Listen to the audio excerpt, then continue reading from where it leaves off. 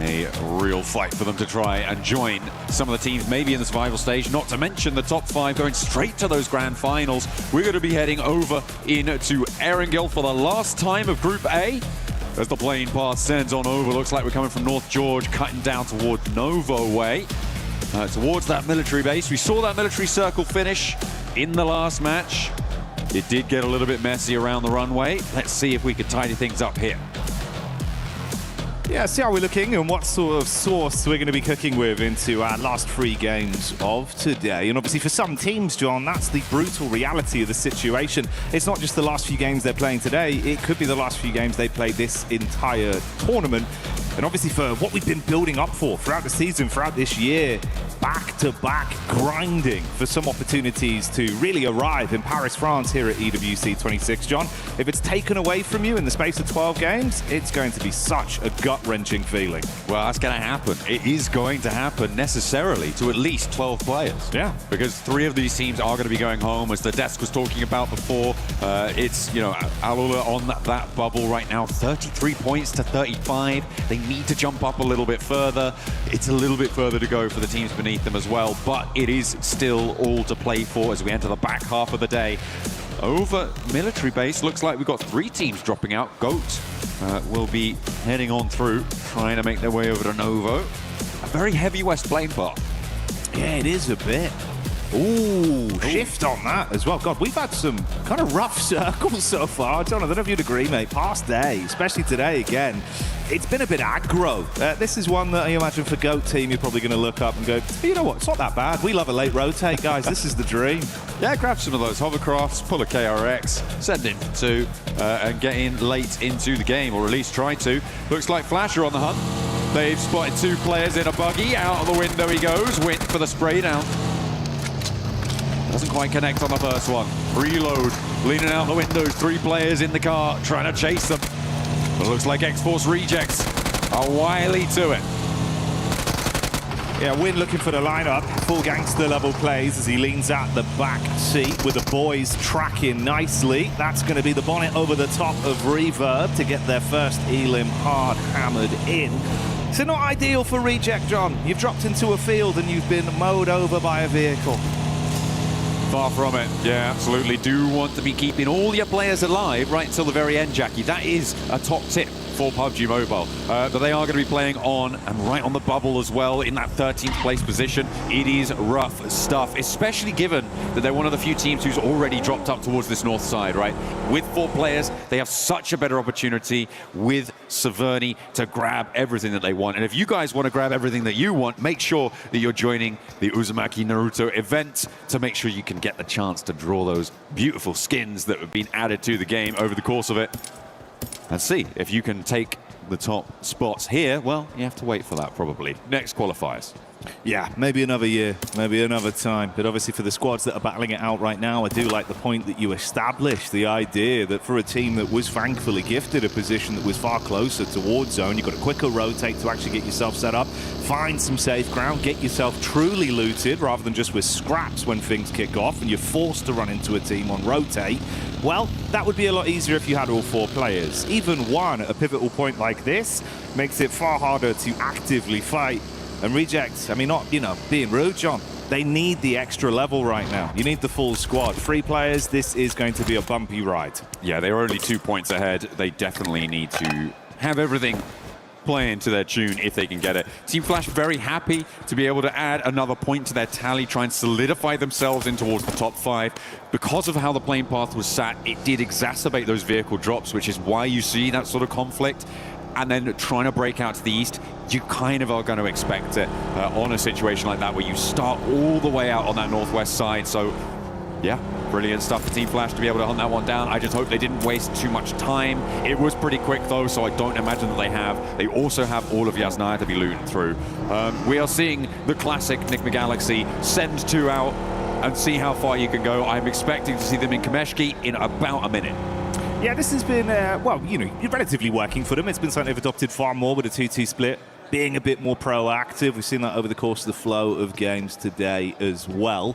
Opportunity that they might run into some bystanders and possibly get a read on it. Avoid early interaction if possible with this setup. It's TTG just nearby, Ulf, and then Flash in the middle as well. Another squad that's there though, John, OG. Been looking a lot more exciting as the event's gone on. A lot of fanfare behind them. Yeah, absolutely. They have really picked things up today, obviously taking that top spot right now, just about pipping Fourth Rives to the post for the time being, but there is still time to change that. Of course, again, very closely for position. But for both of these two teams, it's about that top 5. It's brilliant that you have that sort of step up for Orangutan, for Fourth Rives. They have really been putting that pressure on towards the top of the tables, and it's been great to see that they've been able to ascend to such heights. But yeah, for Orangutan, they're looking much more coordinated today. They're looking like they really have it figured out in a lot of situations, I think it's safe to say. Quick refuel there for Fourth Rives as I forget some target practice in. Getting ready for it. And I'm assuming, yeah, I'm just going to top that one up right to the tippy top, and off he goes. Falak on the road again. Falak was kind of crazy with it at the end of that last match, right? Sending forwards over towards, I think it was Nigma Galaxy to try and sweep through. Obviously, no, sorry, it was Coops who took him down from Nigma Galaxy. Yeah. Yeah, it was really quite nutty what they were able to pull off there. Unfortunate that Coops did roll them down, but you can see why people talk about Falak the way they do from the play in the end there. I would say a little bit too much risk for my liking, but that's why I'm not in his shoes. That's fair enough, man. I think, at certain times you've got to dial it on, right? And if you can wreck yourself in those moments, we've seen when he does need to sort of realistically understand it's time to play a bit slower, be a bit more defensive, he can hit that switch. But he's so damn slick with it in firefights that, honestly, I'm pretty excited seeing him giving it. He started off day one with an absolute fanfare of performance, and that's not gone anywhere. Chance they might run into some uncomfortable water, though. You got this wrap over the bridge from Aurora, KRX just up ahead, and 2 of the 4-man split from Nigma, not too far away either. Yeah, still in Pachinki though, and if I know anything about them, they're going to stay there until Zone 2, and then see where they can go. Okay, no, they are on the road now, so they have finally looked to leave Pachinki. As we hop over on board with Geeke, they are currently moving out towards the east side of Roshok, trying to find a way to maybe have a chance to cross the river later on. It looks like Orangutan are further ahead in that pursuit though, and that's going to make things difficult. Will cause a bit of a roadblock there, and instead they post up in some of the buildings. At the moment, with the river as it sits, you're more going to look to prioritize the eastern side of this circle right now because it's so much more mobile. Teams out there are going to have the opportunity to send all the way north nice and quickly, or drop down south if it comes to it. But the teams around the river, they're going to be blocking each other. It's going to be a lot harder to move. It's very, very difficult to try and make that rotation. But sometimes that's just where you have to find yourself. That's just where you are going to end up going. But yeah, I'm looking at the teams on the east and thinking they're going to have a better time of it in towards stage 2 and 3. Yeah, it's fair enough, man. As much as the ideal situation doesn't always present itself, sometimes you've got to just roll with the punches. We did see a little bit of a read there from Geeke as well. It's Ragnarok that's looked like he's actually kind of the spear of this team in situations where they want to instigate. He's always keen for a fight. Took some warning shots over towards OG. Won't really invest much into it, but info goes both ways. They don't need to all-out brawl right now. They'll avoid that encounter. This is going to get spicy soon, though, John. A lot of space that's going to be taken away. Tons of squads getting neck and neck towards each other, and that's the crunch that comes in. Yeah, keeps Yasnaya on the north side of this circle. Again, those teams out to the east side going to have better access to this one, but I'm looking at RRQ and wondering what their moves are here. It's a difficult spot for them. Do they try and force their way across the bridge? There's potential for them to get a good start, but as time ticks away, it's going to get less and less likely that they can make it unscathed. However, they have managed to send forwards a scout. And actually, the compound to the south of that bridge looks fairly uncontested. They might just saddle themselves with a really quite brilliant compound on the west side of those Yaz fields. Very, very central. And potential to backswing if they do need to end up going to the north side in a crazy circle shift. Ooh, 10 points for that one as well. Lovely work there, John. He's probably damaged the vehicle a little bit in terms of resale value, but hey-ho, for what it was a nice rotate right up the ramp. You know what? A chicken dinner's worth any resale value drop, so we'll see if they can leverage that position over on the east side. Very stylish, though, and you're right. Yeah, style points definitely super important here. It's pretty on brand for Fourth Rives as well, isn't it? Style, from what we've seen. And I wouldn't be surprised if we get a bit of more of that. Right now, they're looking over just towards the ridgeline. Got a bit of a read on TTG, but once again, you don't want to throw the first domino and have it blow up in your face. But Flash, don't know what sort of dominoes you're playing. They're really big ones, but they're full of those, you know, the things you used to buy from the penny shop. You throw them down, they blow up.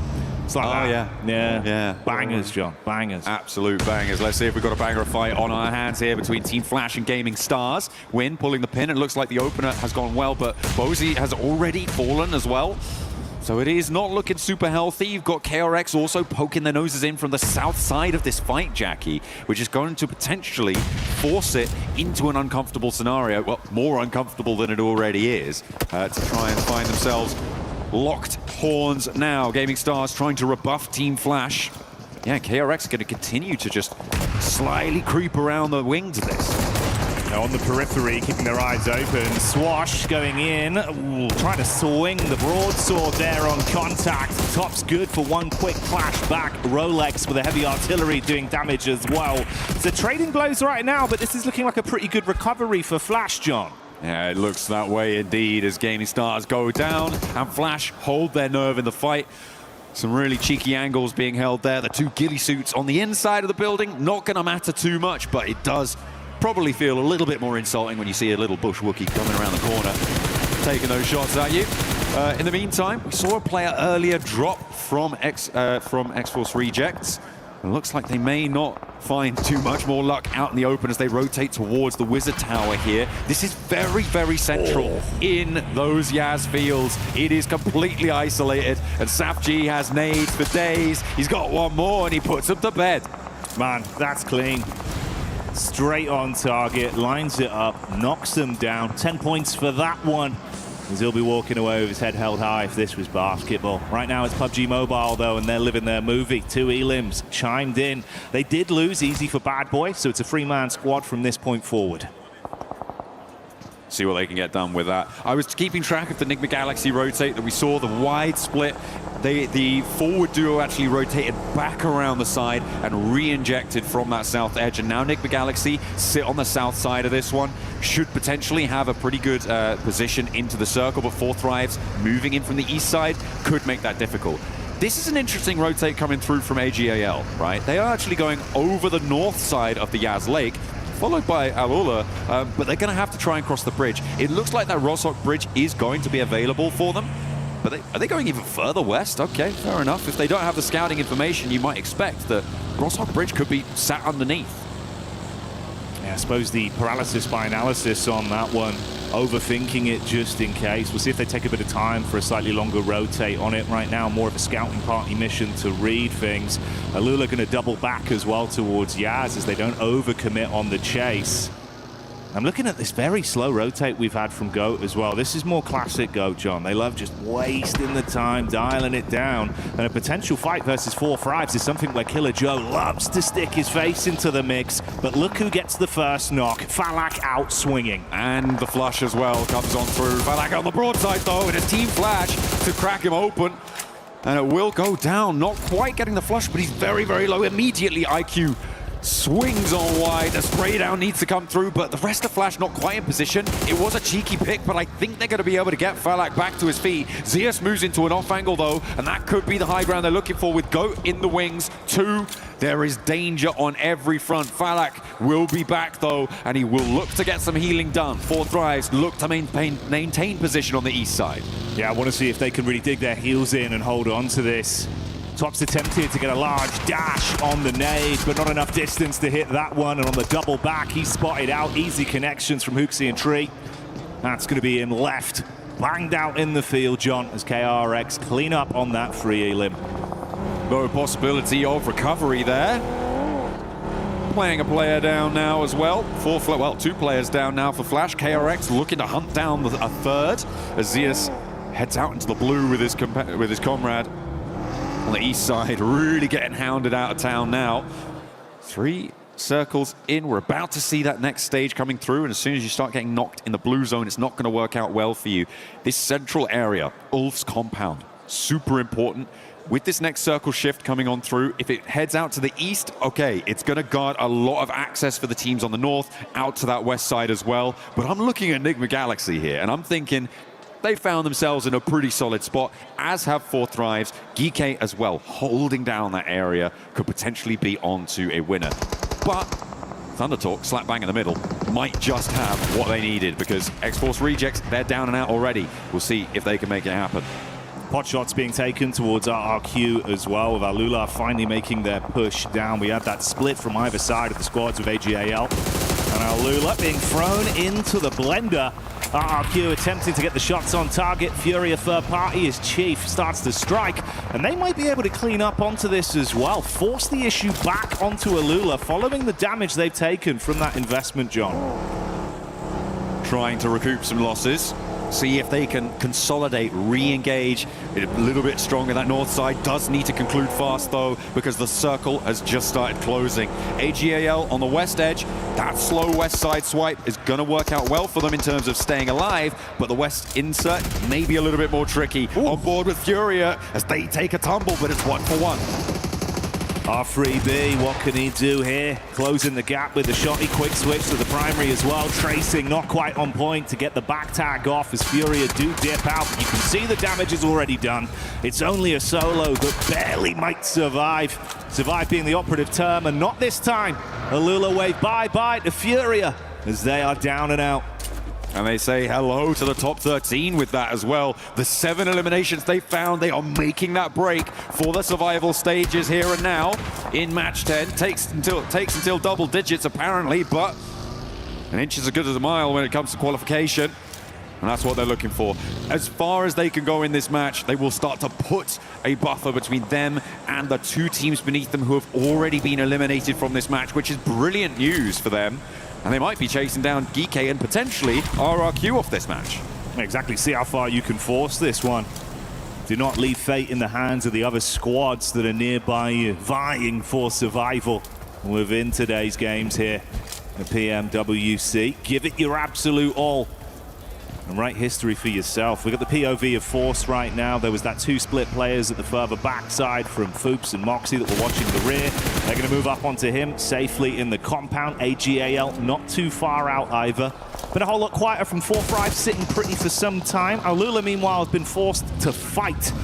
And it seems like, again, they are willing to do so. Brief opportunity to loot. Yasser further back, vehicle taking some shots. Do need to get that healing done nice and quickly. It's just not going to be quite enough. The play zone takes him down. Some tags coming on through.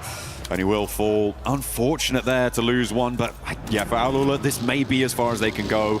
I was hopeful that they could find something maybe against Ulf, pushing in nice and quickly from that north side. But yeah, the doors are starting to close. The windows too, locked and bolted.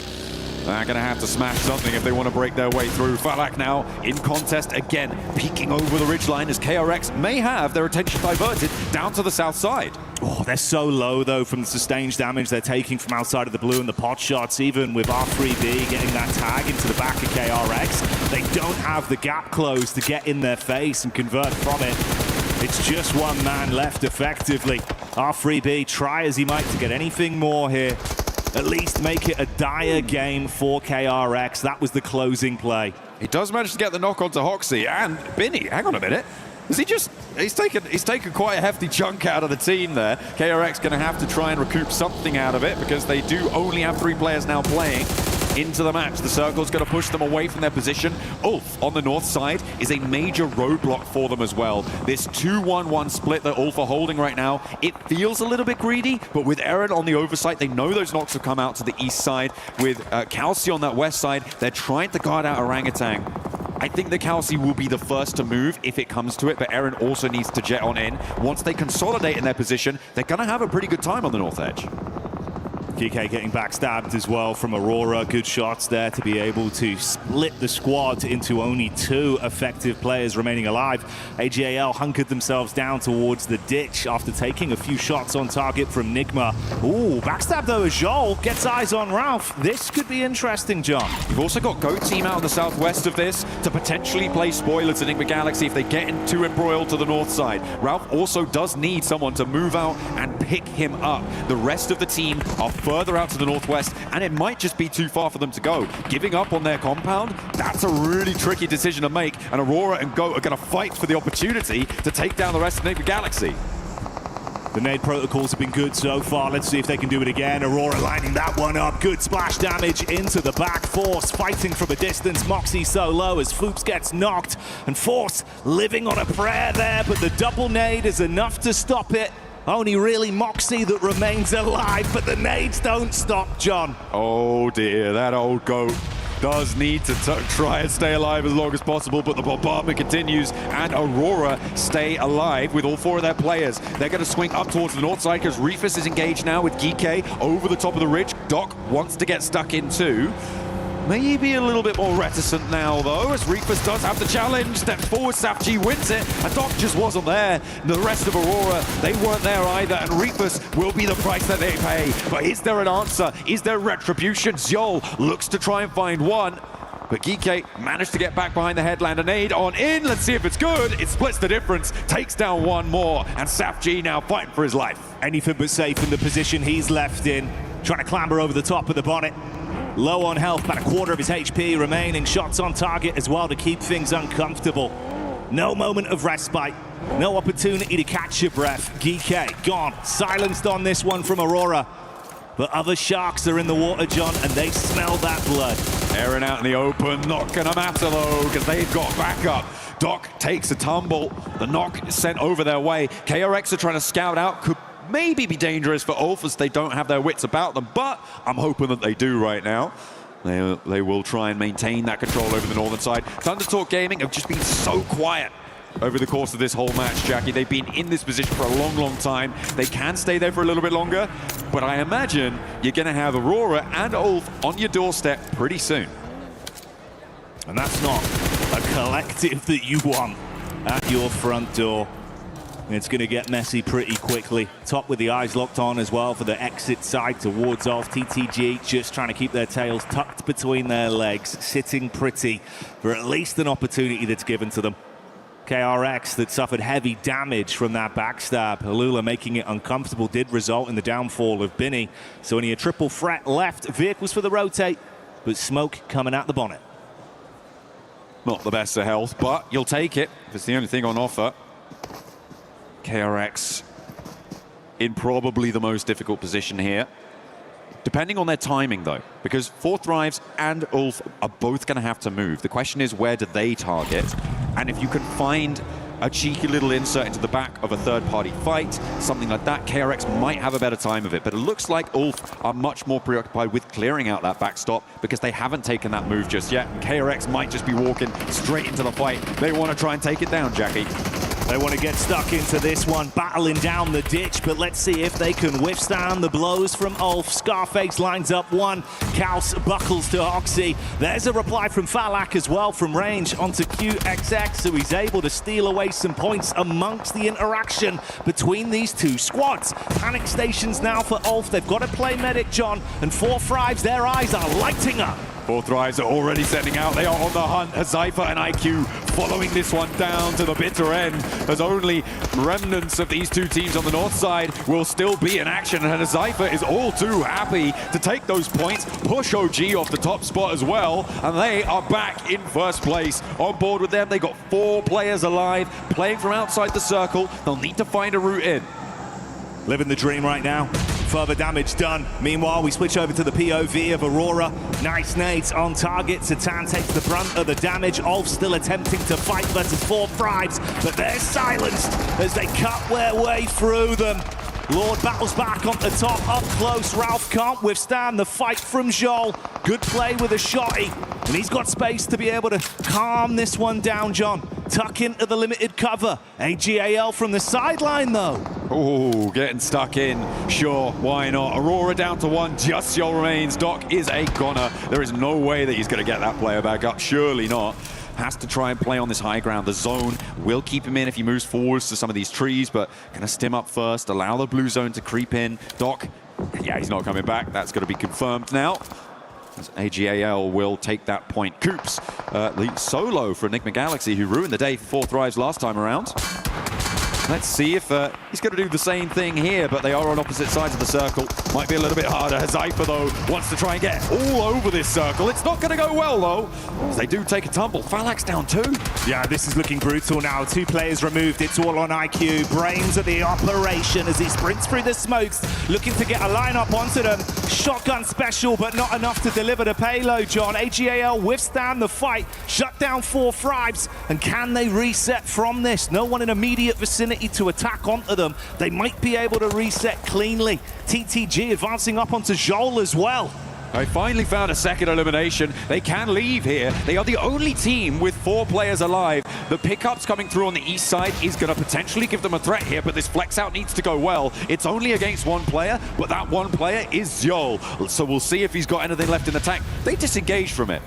Interesting. Prioritizing staying in the zone, I guess.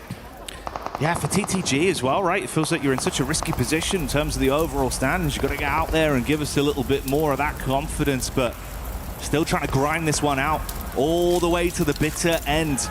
Keep themselves in the contest of a fair 4-on-4 firefight, I suppose. Thinking about AGAL as more their big competition than risking it versus Joel. I mean, that high ground would have been great to try and suppress the rotation from AGAL for them. I feel like there's a lot of merit in trying to keep that hilltop going for you. You're right, it could have been dangerous, but I don't think you're going to win tournaments if you don't like the danger. And that's just not what's happening. AGAL making the cross against the duo from Nick the Galaxy, and that's how you want to hold. A nice little opening spray down, but 2 players unload right next to the compound. A third on the flip side as well. Maple looking to burn Lord out of position. Coops is half HP as well. Immediately catches him on the egress, and now Coops is looking for more, but what has he got left? Because Lord is down, and now Coops is the next to follow. Really cleanly played there for a Maple. Nice setup with the molly, instant switch to the rifle to hold the angle. Joel, meanwhile, has been crouching around all the commotion, but he's found Jimmy, dispatches him, and we get into that final 4-on-4 head-to-head. AGAL looking slightly more green around the gills with a single knock onto the roster, leaving them with an effective 3 to fight back versus TTG. Jimmy already got a bit of his power rising off the back of the knock onto Joel. What more can he do here? Nades chucked out for defensive maneuvers. They're committing to get this res off, and there's no aggression to punish with the advantage. The nades not quite connecting for Thunder Talk. This is sort of getting a little bit messy, but look at this flex out on the east side, sitting, trying to find an angle, but regroups back in. They're sort of putting themselves on the northwest side of this circle, and not as much pressure as they might need. They do know the full lay of this fight, though. They know where all of these players are for AGAL, so the full information is there. They would hear those vehicles. They would spot the runouts coming through. With Jimmy's angle there on the high ground, they might just be able to do something here. But 5 eliminations for AGAL, 3 eliminations for TTG.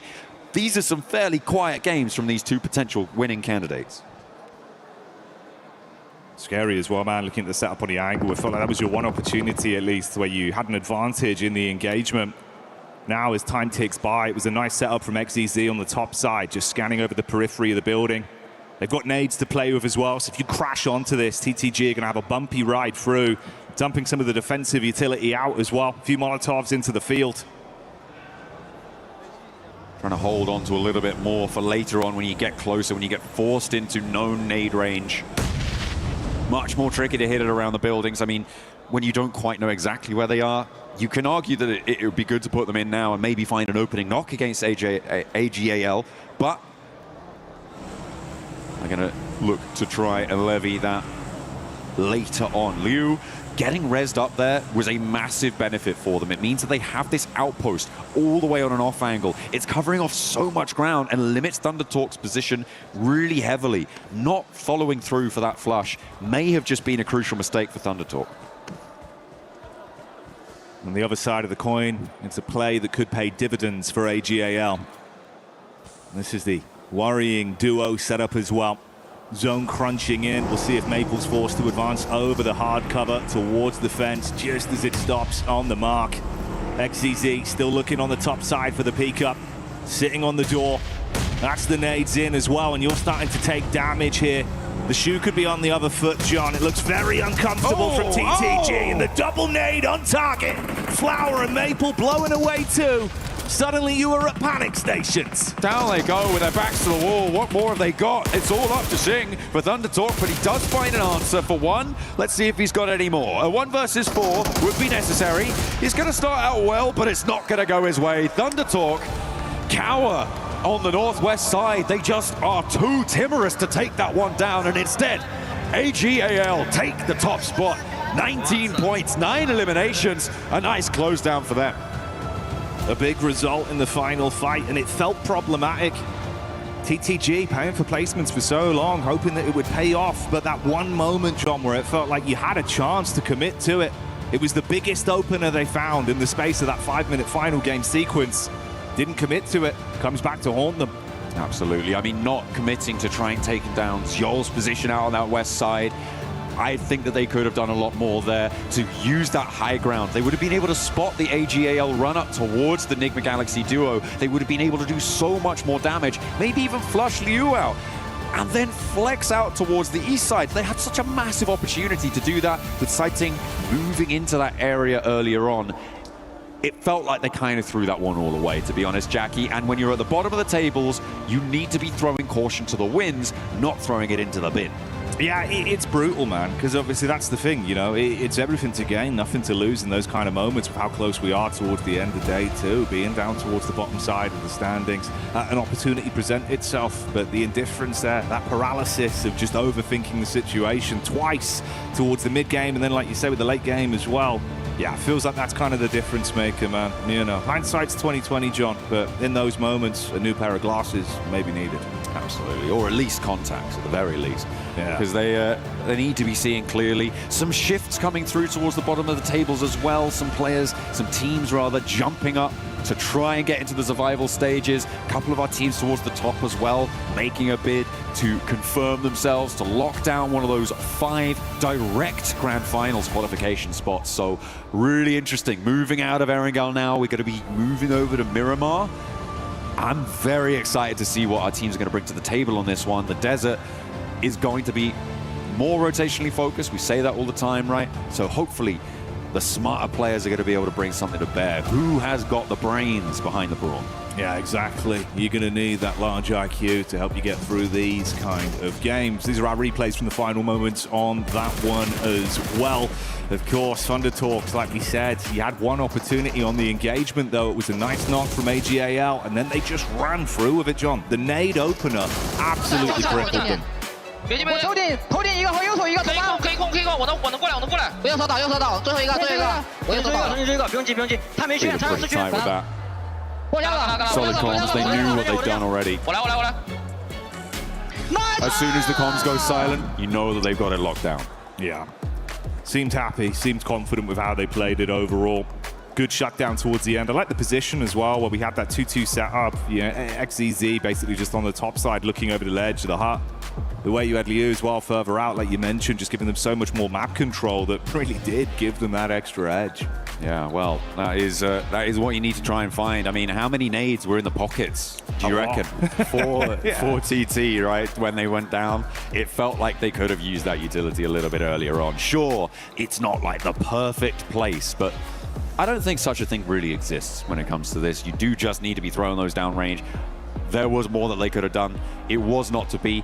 And credit to AGAL for being able to leverage that advantage, right? They were able to read into that. They were able to send out, right, and grab their player back up because they felt, oh, yeah, they're not putting pressure on us. Let's just go for it. I know that's the thing, right? It does kind of feel like we're really egging on this one point, but when you look back at it in hindsight now, that was the pivotal moment of it's the big edge they had. Following everything else that went on from there, John, there was no advantage taken. It was very sort of, cowsome in the setup they went for, hoping that effectively they'd find a pick on contact. It doesn't go that way when you're eating shrapnel. So yeah, the one opener that did give them an edge, not followed through on. That indifference certainly hurting them in these games. Yeah, absolutely.